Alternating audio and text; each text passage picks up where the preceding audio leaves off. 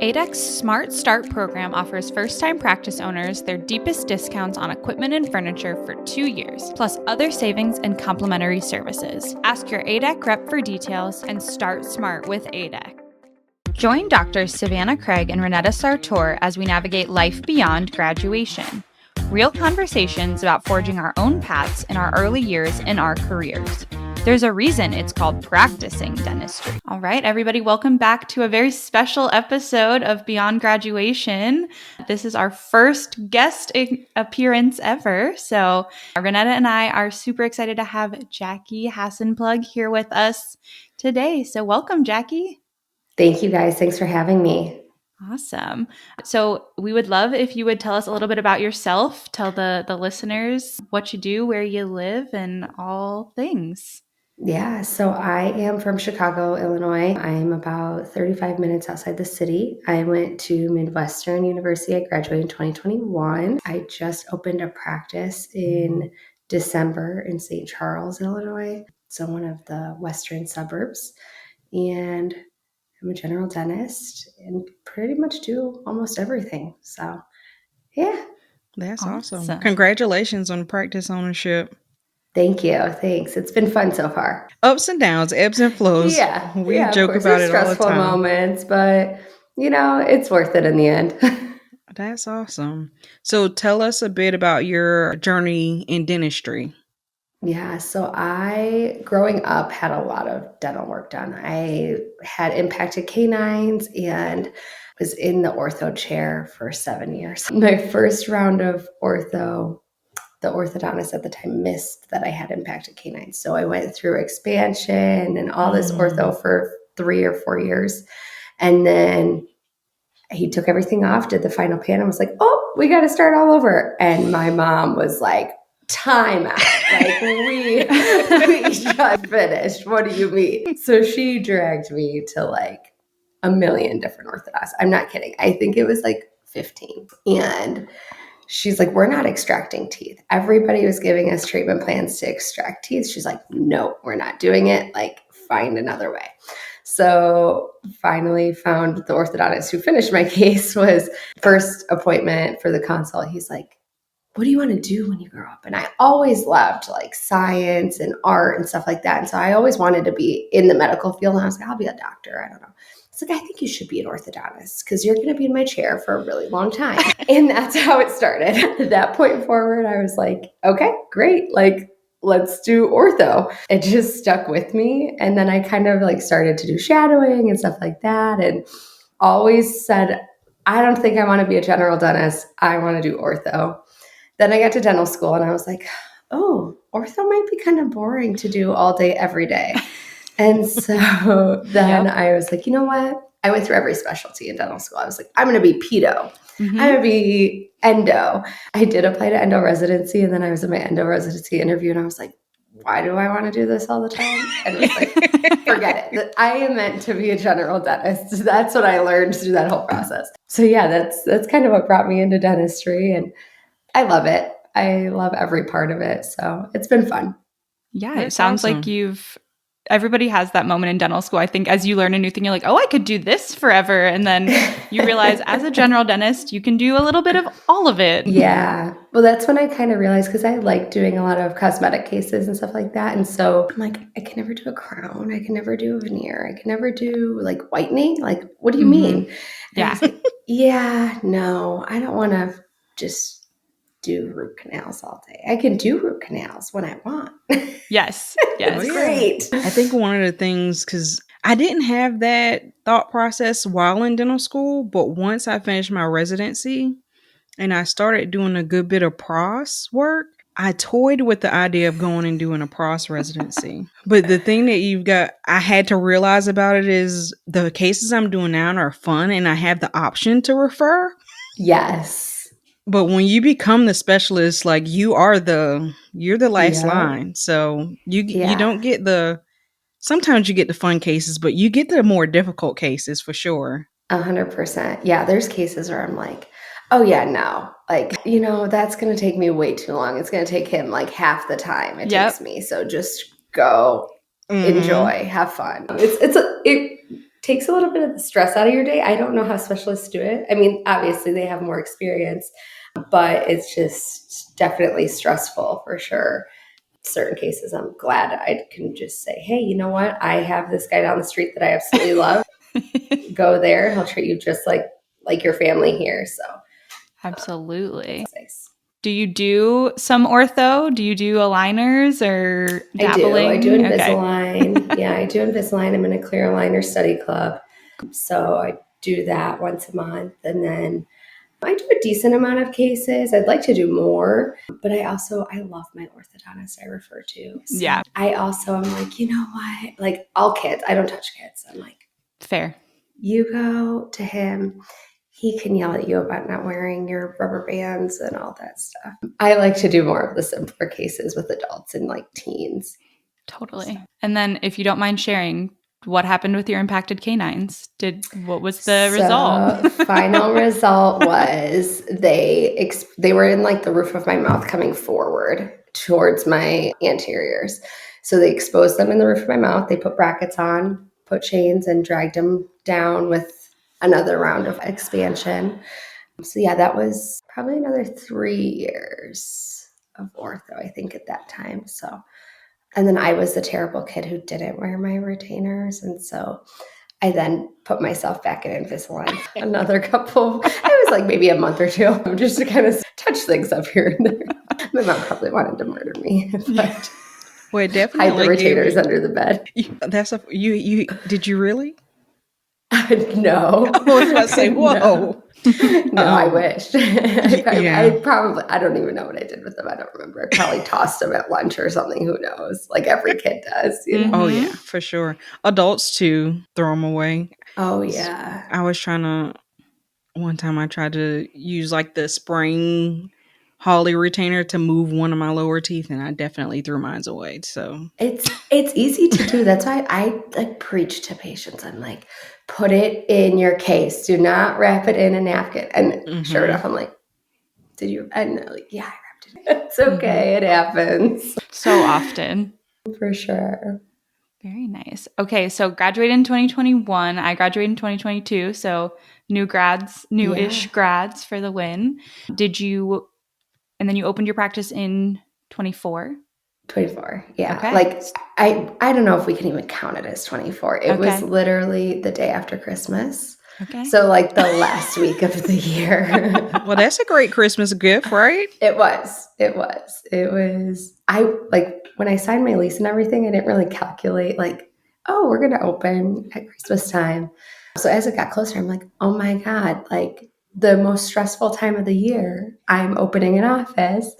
But it actually worked out great because I was able to like have time off of work, my associate office, and was able to organize everything. And my family was able to help me with a lot of stuff that probably in a normal week they couldn't have. And so it was a blessing in disguise. Well, that's great. So how has practice ownership been treating you besides the ebbs and flows? Is it everything you thought it would be, or? It is. Yeah. It's nice to be able to walk in and do the dentistry you want to do. Nobody has like any rules on you. Not that I ever practiced in an office like that. I know I have friends that have, but there's always like that little part of you that's like, I wish I had this, or I wish I had that. And so that's like no longer a thing. Like if I want it, I can get it. In reason, yeah, to some extent. Yeah, I think that could be part of the problem too for us too, because it's like, oh yeah, I want that, I'm gonna get that, but will I use it? Well, that, and then you see the price of things, and you're like, I don't really need that anymore. You're like, that was like a nice want, but like I can wait for a little while. Business owner brain versus doctor brain, like 100%. It does play a role. Like I know I would like ask the owner doc of my associate office, like, can we get, and he's like, that's a want, not a need. And I was like, okay, that's fair. That's very fair. So I'd be like, okay, he'd reel me back in a little bit. He's like, this is not dental school anymore. You don't have every instrument under it. I'm like, yeah, you're right. Wasn't that lovely though? We could just like hold our hand out, and in dental school, we had it. Do you remember like the matrix beans of like the Garrisons, and like people would take like a handful of them? And so I taught for a little bit too. So Oh, cool. I taught for like, I don't know, 6 months at Midwestern. They asked me to come back. And so it was fun. I was in the clinic, but I would see these kids like take like a handful of the beans and then they'd use like 2 and then they'd toss the rest in the garbage. I'm like, that's like $30 you just threw out. Yes. Yes. And they're like, what? And they're like, Right. yeah, whatever. So they keep throwing it out. I'm like, oh, that's why your tuition's so high. Hundreds of cotton rolls just to the wind. Yep. So I went to Ohio State and we had to like buy our electric hand pieces, which is a whole other thing. But we had like these special cleaners and lubricants and we would just be like, shh, like for 5 minutes. And one of my classmates bought her own practice and uses the handpiece. And she's like, that's $200 a can. Like we were just like, she's like, 1 squirt, you get 1 second. Like they should tell us these things. Like, you know. I had one faculty that he would do like a PowerPoint presentation like a couple times a year for like his small group of students in his suite. And it was like kind of like a Jeopardy of like, what do you think this costs? And nobody was ever close. No. It was always so comical. And he would be like, can I have your Patterson magazine that you get so I can like look at the prices to like tell them? I'm like, yeah, here, like take my login, you know? Right. I mean, prices change. Good to know. Yeah, it's good to know like kind of what things are. Because I mean, even just like leaving like the cements uncapped. Oh my God, that's my like biggest pet peeve. A drop of bond. Yes. Yeah. Yes. Bond is expensive. It's crazy. I was going to say one of the best things in residency, because Savanah and I did the same residency just at different times, was an exercise that one of our program directors made us do where we had like 5 procedures, the most common procedures, and we had to go through and figure out how much everything cost, to figure out what chair time was, how much you were paying people to be there, how much like every cotton roll and glove cost. Yeah. And it definitely put things into perspective. It was funny like how it would be wasteful beforehand and then after we did the procedure. Right. Not procedure, but that project. You know, the study project. Yeah. That's so funny. Yeah, that would be like an interesting, they should do that, I feel like, in all schools. Because I think it would cut back on so much waste. And then even too, like it sets it into perspective for when you do graduate, right? Like, okay, now I understand why they were so crazy on me in dental school. Oh, yeah. It also gives you a perspective of like why dentistry costs what it costs. Because you're like, all of these things are disposable. And then my assistant that like, just this whole overhead thing I didn't understand until residency. Yeah, for sure. For sure. So how did you find your practice? Did you do a startup? Did you do an acquisition? Is it close to where you, how close was it to your associateship? So it's about 35 minutes away. Okay. I wanted to be far enough away. I live like 2 stoplights away from my current associateship. And he was my childhood dentist growing up. We have a great relationship. The office is fantastic, but it was just time for me to start my own thing. You know, he wasn't ready to retire, and that's okay, right?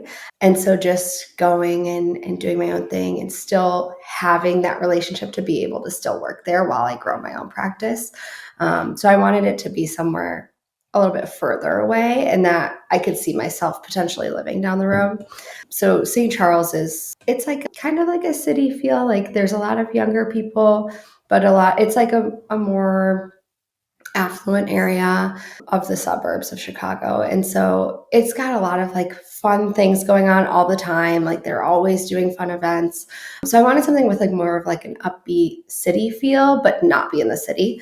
And so I happened to be out to dinner one night with my boyfriend and I was like, hey, look, that's available. And we were looking with my broker. I was working with Carr and they were fantastic to work with. And so they just kind of helped guide me through that process. I was like, hey, can you look at this one? And he's like, yeah, sure. And it all just fell into place. So it's been cool. Very good. Yeah. So what made you decide to do a startup versus an acquisition? So I went down both paths. I was talking with my current doctor about potentially buying his practice. I went and talked with like, I don't know, maybe 10, 15 other doctors. And it was either I was going to buy my associate office or none of these other offices felt right. It didn't feel like me. It didn't feel like I was doing the dentistry that I wanted to do day one. I'd have to completely change like the processes and everything. Like my associate office is very well ran. He has like this structure, and he had a consultant come in years ago. And so everything is like for a reason of why we do things. And these other offices, I'd walk in and I was like, I want to pull my hair out just being here for like 30 minutes. So I was like, you know what? It's either that or I just do my own thing. And so it ended up working out. I did my own thing. And I'm like, I put those same processes that he has in place to be very structured and to have a system for everything we do. Very cool. Tell us some of your favorite systems. I think this stuff is super interesting. And at Ignite, we're very focused on the peoples, the processes, the systems, and how those all actually make a practice run and not be stressful and crazy. So we would love to hear what some of those things look like for you. I would say one big one is just like a morning huddle every day. Okay. It just gets everybody on the same page, right? Like, okay, whatever happened yesterday. If there were things that like didn't go great yesterday, let's talk about it so we can improve, right? And always look at like how we can keep bettering ourselves, but also like what went really well yesterday and that we want to continue doing.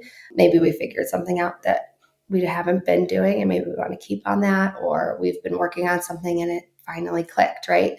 And then talking about our schedule for the day, right? So kind of going in and, front desk looking at like, is there any outstanding balances or things of that sort? Is there a recall scheduled? Is all of that information, like making sure that front side of things is being taken care of, but then also the back, seeing, okay, are these codes attached properly? Are they the right surfaces? Is it even the right tooth? Is there in the treatment plan multiple of these codes? Do we need to delete something? Have we already done something? Are we going to run behind on a procedure? And like, hey, can someone seat my next patient for me because this procedure might take a little bit longer than expected? And then same thing with hygiene, like they do the same thing. So just having that structure in place to really talk about and like walk through your day together to then have a more successful day. Because if everybody's just running on their own time and own schedule, it becomes a little bit more chaotic. So being able to kind of talk through that's always nice. That's probably my favorite one, but I have a million more. Well, it's interesting that it's something that's so small, but it sets you up for success every day. It does every day. And that's what, like, even like if there's like one person saying like, oh, my kid ran late for school today and I got to take them, they missed the bus or whatever, it happens. Like there's not a perfect day every day, right?